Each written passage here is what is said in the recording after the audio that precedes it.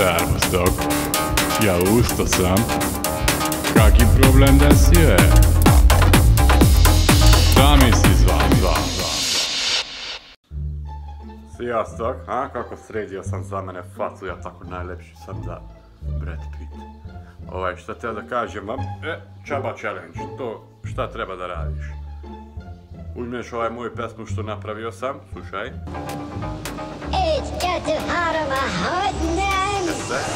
I uz tu pesmu da napraviš neku, sad ću da prebacim malo na Adrian, zašto ne znam da objasnim ja to na srpski.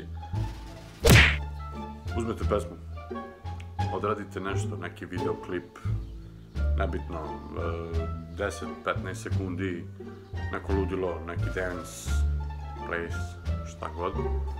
I pošaljite mi na Instagram ili Facebook, gdje god.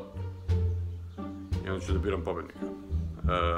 Nagrade će biti prvo mesto kačket, ulala i majica. Birate dizajn, da li je onaj prvi dizajn ili će biti onaj drugi. Drugo mesto će biti samo majica, a treće mesto će biti kačket. Tako da, srećno. Javite mi za mene šta uradili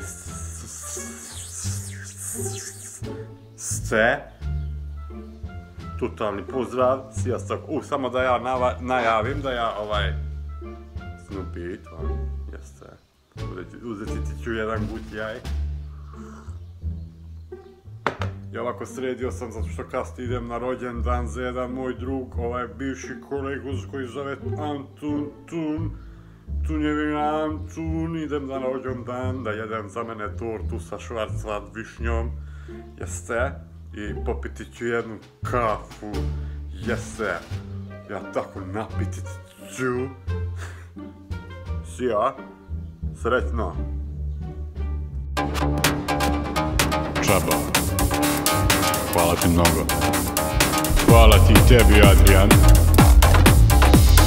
Hvala, Sapchai, very.